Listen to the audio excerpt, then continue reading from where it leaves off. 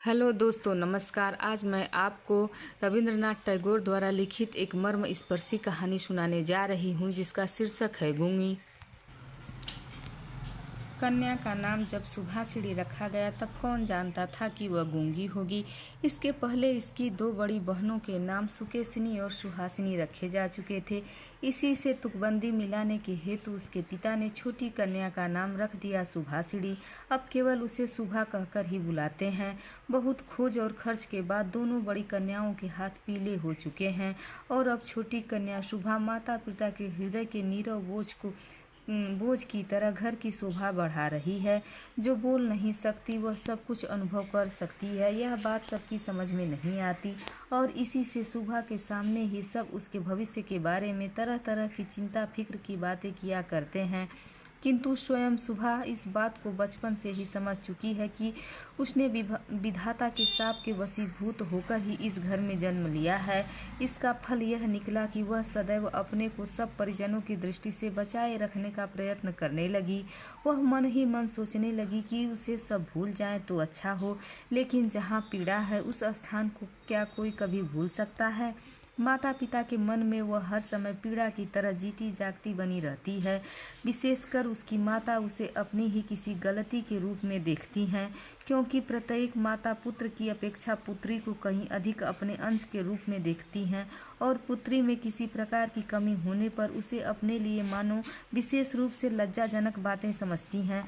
सुभा के पिता वाणिकंठ तो सुभा को अपनी दोनों बड़ी पुत्रियों की अपेक्षा कहीं अधिक स्नेह करते हैं, पर माता उसे अपने गर्भ का कलंक समझकर उससे उदासीन ही रहती हैं। सुभा को बोलने की जबान नहीं है, पर उसकी लंबी लंबी पलकों में दो बड़ी बड़ी काली आंखें अवश्य हैं और उसके ओष्ठ तो मन के भावों के तनिक से संकेत पर नए पल्लव की तरह कांप कांप उठते हैं। वाणी द्वारा हम जो अपने मन के भाव प्रकट करते हैं उसको हमें बहुत कुछ अपनी चेष्टाओं से गढ़ लेना पड़ता है। बस कुछ अनुवाद करके समान ही समझिए, और वह हर समय ठीक भी नहीं होता। ताकत की कमी से बहुधा उसमें भूल हो जाती है, लेकिन खंजन जैसी आंखों को कभी कुछ भी अनुवाद नहीं करना पड़ता है। मन अपने आप ही उन पर छाया डालता रहता है। मन के भाव अपने आप ही उस छाया में कभी विस्तृत होते और कभी सिकुड़ते हैं। कभी कभी आंखें चमक दमक कर जलने लगती हैं और कभी उदासीनता की कालिमा में बुझ सी जाती हैं। कभी डूबते हुए चंद्रमा की तरह टकटकी लगाए न जाने क्या देखती रहती हैं, तो कभी चंचल दामिनी की तरह ऊपर नीचे इधर उधर चारों ओर बड़ी तेजी से छिटकने लगती हैं। और विशेषकर मुंह के भाव के सिवा जिसके पास जन्म से ही और कोई भाषा नहीं, उसकी आंखों की भाषा तो बहुत ही उदार और अथाह गहरी होती ही है। करीब करीब साफ सुथरे नील गगन के समान उन आंखों को उदय से अस्त तक, सुबह से शाम तक और सुबह से शाम तक छवि लोक की निस्तब्ध रंग भूमि ही मानना चाहिए। जी हाँ, हीन इस कन्या में विशाल प्रकृति के समान एक जनहीन महानता है, और यही कारण है कि साधारण लड़के लड़कियों को उसकी ओर से किसी न किसी प्रकार का भय सा बना रहता। उसके साथ कोई खेलता नहीं था। वह नीरव दोपहरिया के समान शब्दहीन और संगहीन एकांतवासिनी बनी रहती। गांव का नाम है चंडीपुर। उसके पासर में बहने वाली सरिता बंगाल की एक छोटी सी सरिता है। गृहस्थ के घर की छोटी लड़की के समान बहुत दूर तक उसका फैलाव नहीं है।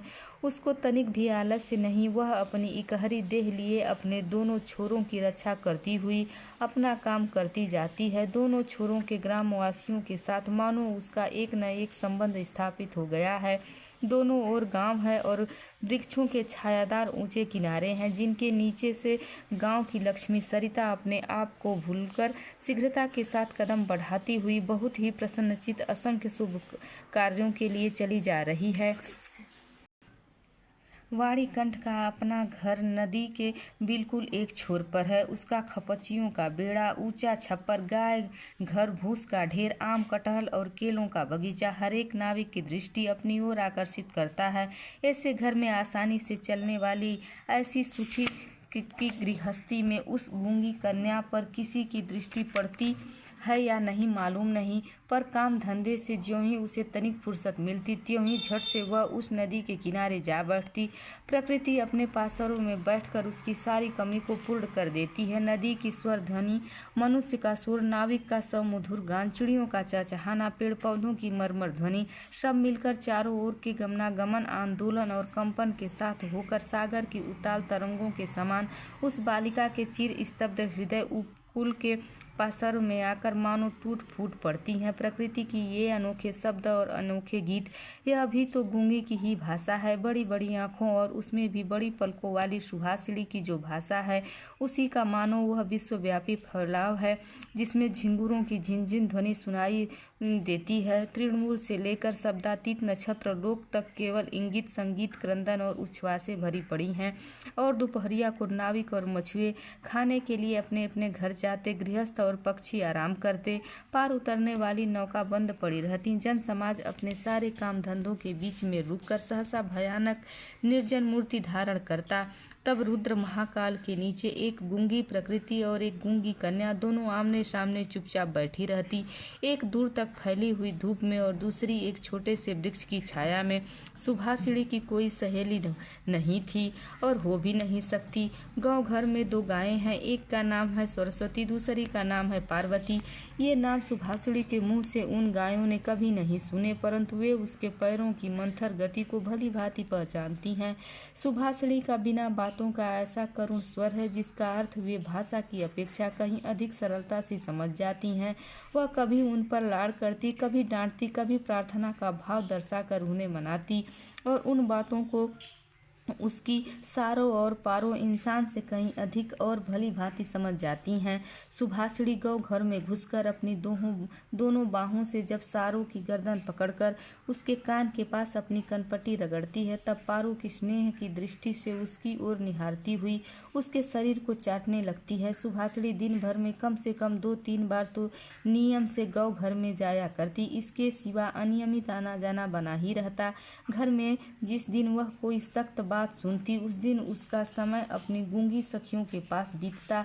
सुभासिनी की सहनशील और विषाद शांत चितवन को देखकर वे न जाने कैसी एक अन्य अनुमान शक्ति में उसकी मर्म वेदना को समझ जाती और उसकी देह से सटकर धीरे धीरे उसकी बाहों पर सींग धसा धसा कर अपनी मौन आकुलता से उसको धैर्य बंधाने का प्रयत्न करती।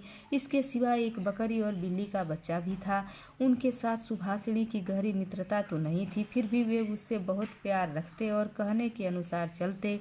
बिल्ली का बच्चा चाहे दिन हो या रात, जब तब सुभासिनी की मर्म गोद पर बिना किसी संकोच के अपना हक जमा लेता और सुख की नींद सोने की तैयारी करता। सुभासिनी जब उसकी गर्दन और पीठ पर अपनी कोमल अंगुलियां फेरती, तब तो वह ऐसे आंतरिक भाव दर्शाने लगता मानो उसको नींद में खास सहायता मिल रही है।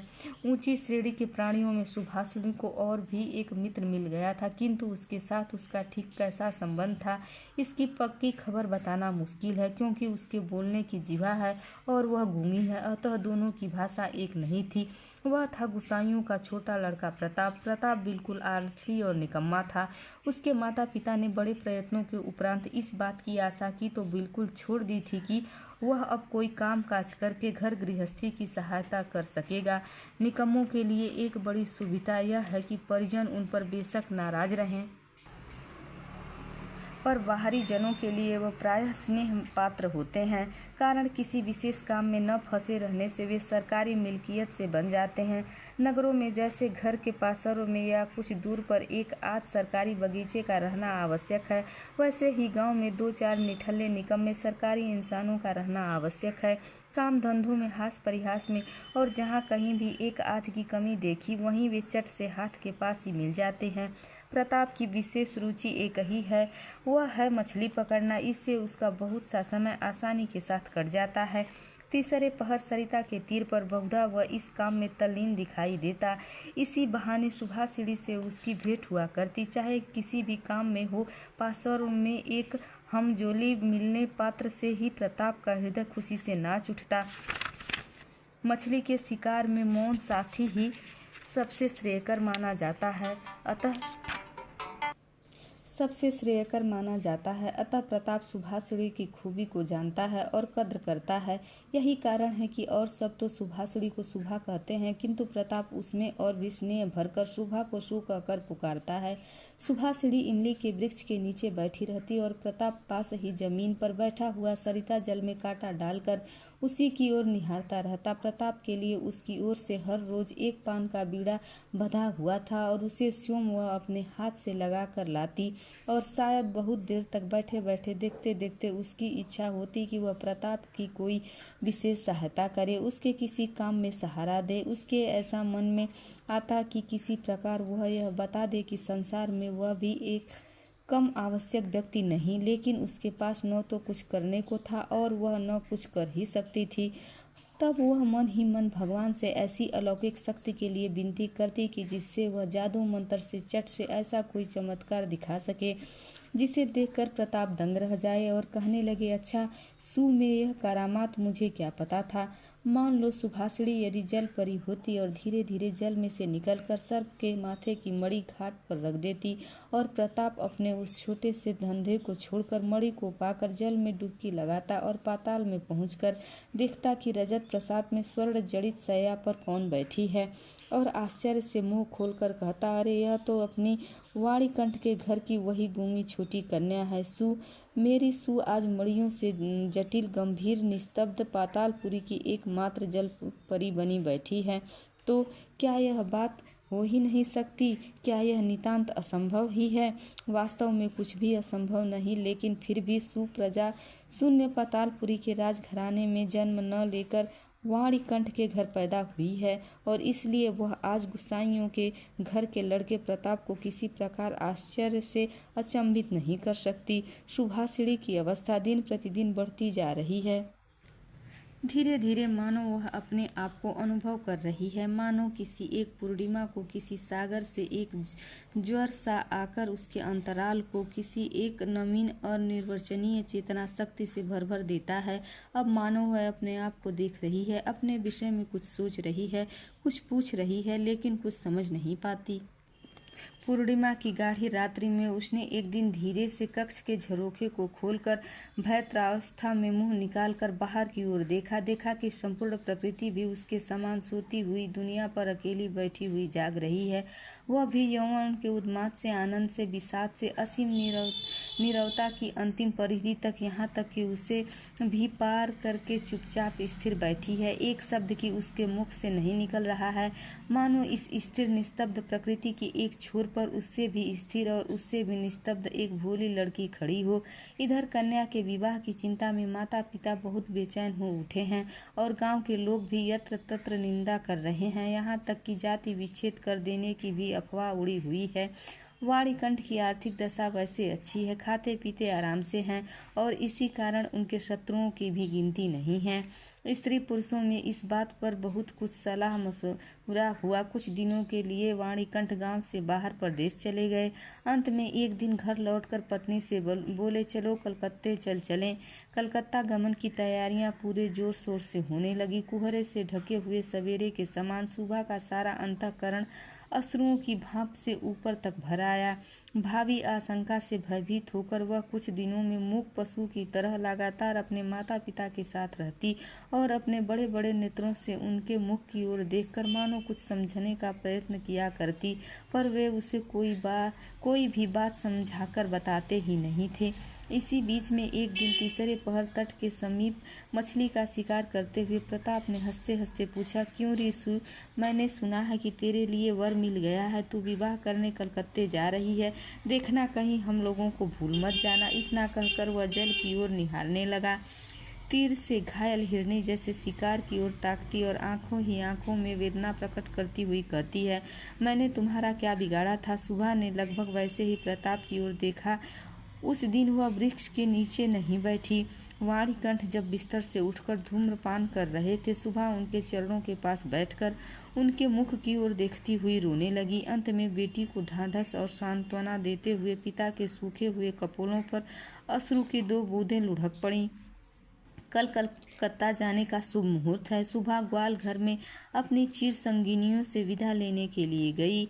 उन्हें अपने हाथ से खिलाकर गले में बाँह डालकर वह अपनी दोनों आँखों से खूब जी भर के उनसे बातें करने लगी। उसके दोनों नेत्र आंसुओं के बांध को न रोक सके। उस दिन शुक्ल द्वादशी की रात थी। सुबह अपनी कोठरी में से निकलकर उसी जाने पहचाने सरिता तट के कच्चे घाट के पास घास पर औंधी लेट गई, मानो वह अपनी और अपनी गूंगी जाति की पृथ्वी माता से अपनी दोनों बाहों को लिपटाकर कहना चाहती है, तू मुझे कहीं के लिए मत विदा कर माँ, मेरे सामने तू मुझे अपनी बाहों से पकड़े रख, कहीं मत विदा कर। कलकत्ते के एक किराए के मकान में एक दिन सुबह की माता ने उसे वस्त्रों से खूब सजा दिया, कसकर उसका जूड़ा बांध दिया, उसमें जरी का फीता लपेट दिया, आभूषणों से लादकर उसके स्वाभाविक सौंदर्य को भरसक मिटा दिया। सुबह के दोनों नेत्र आंसुओं से गीले थे, नेत्र कहीं सूख न जाए, इस भय से माता ने उसे बहुत समझाया बुझाया और अंत में फटकारा भी, पर आंसुओं ने फटकार की कोई परवाह न की।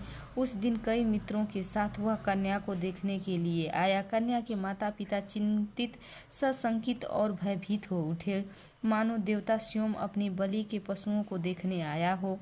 अंदर से बहुत डांट फटकार कर बताकर कन्या के अश्रुओं की धारा को और भी तीव्र रूप देकर उसे निरीक्षकों के सम्मुख भेज दिया गया। निरीक्षकों ने बहुत देर तक देखभाल के उपरांत कहा, ऐसी कोई बुरी भी नहीं है।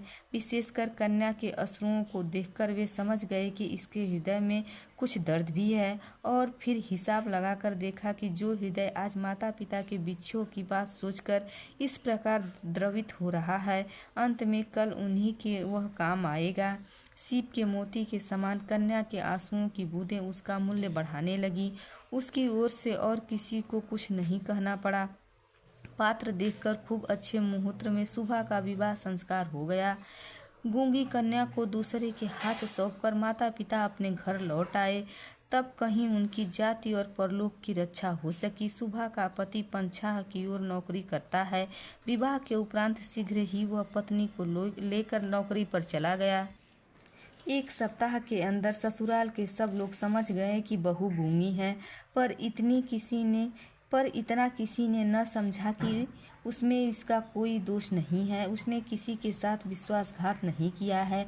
उसके नेत्रों ने सभी बातें कह दी थी, किंतु उसे कोई समझ न सका।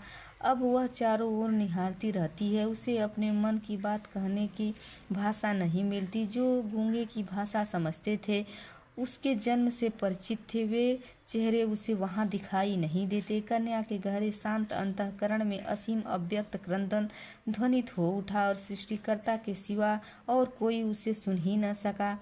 अब की बार उसका पति अपनी आंखों और कानों से ठीक प्रकार परीक्षा लेकर एक बोलने वाली कन्या को ब्याह लाया। धन्यवाद। प्लीज़ वीडियो को लाइक कीजिए और चैनल को सब्सक्राइब कीजिए। धन्यवाद।